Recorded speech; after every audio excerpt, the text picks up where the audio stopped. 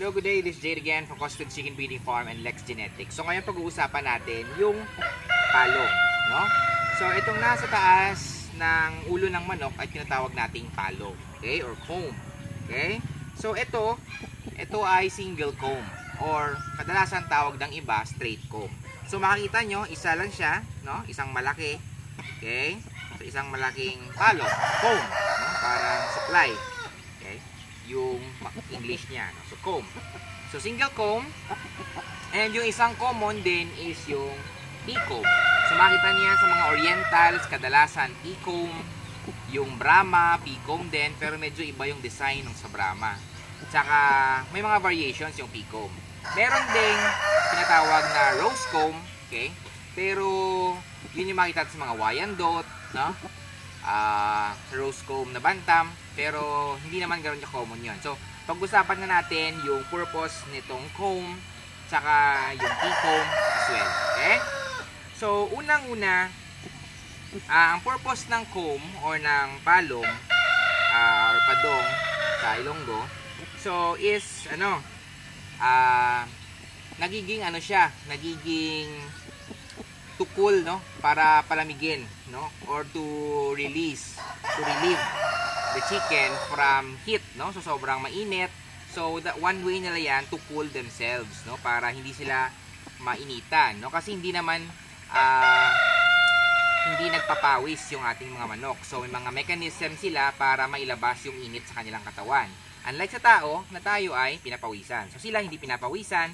So dito na-dissipate yung init, no, sa palong. Okay? So number 2, function ng palong is usually to attract, no, to attract as well yung mga mate, no, yung females. So example sa male, na-experience ko talaga to nung baguhan pa lang ako sa manukan. Yung mga inahin ko may kasama na silang rooster. And then, naglagay ako ng isang puting rooster na sobrang laki ng palong. So, biruin mo, matagal nilang kasama yung isa, pero madami pang lumapit dun sa may malaking palong na puti, no? Kasi P-comb yung kanilang kasama eh. So, nung nilagay ko yung isang may sobrang laking palong na puti, na native, dun sila nagpa-mate, no? So, mas attractive kumbaga yung manok na mas malaki yung palong. Okay? So, yun. And then, pwede rin siyang mag-signify na if may problem yung ating mga manok. No? So, usually, kapag umiiba yung kulay nito, tulad nito nagva-violet, meaning either stress yung manok or may sakit or may problem siya. Sa case na to, medyo stress yung manok kasi hindi to siya taga dito, no?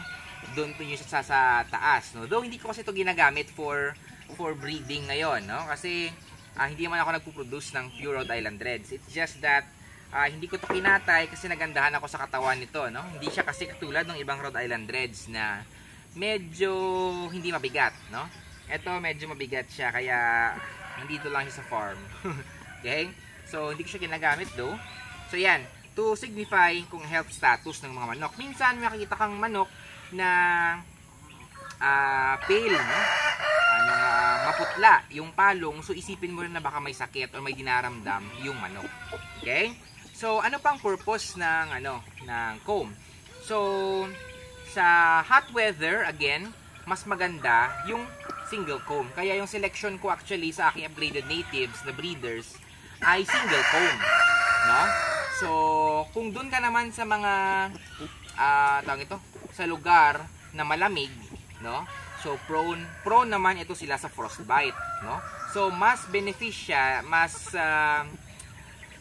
mas okay kung doon ka sa lugar, mas okay gumamit ng manok na may P-comb. Tulad ng Brahma, makita yung Brahma, P-comb yung Brahma kasi design siya for mas better siya makadwell in cold weather.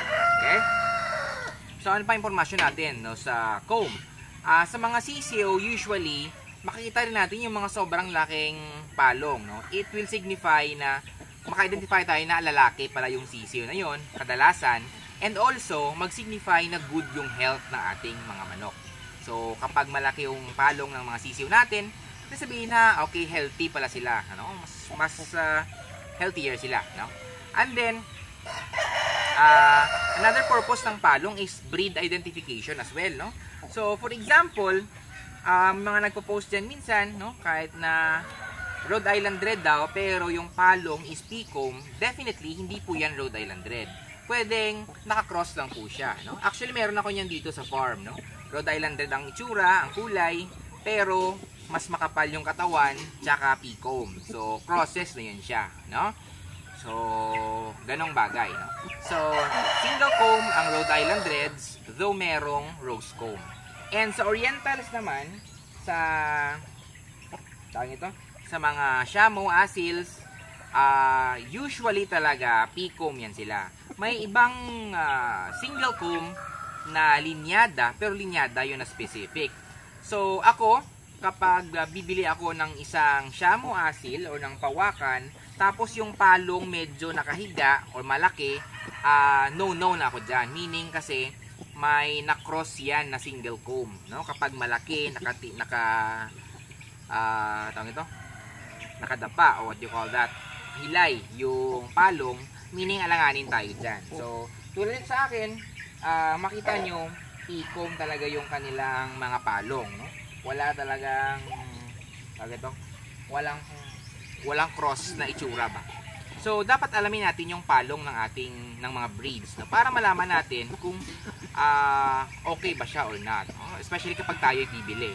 May mga minsan nakita tayo na pure Shamo, pure Asil, pero ang palong ganon, no na dyan. Pure Rhode Island Red, pero medyo may pagka-Pecomb, wala na tayo dyan, iba na yan, no? So yun, breed identification as well, purpose ng palong, no? So yun, ano ba? So ito, no, Pecomb, single comb, and yun lang.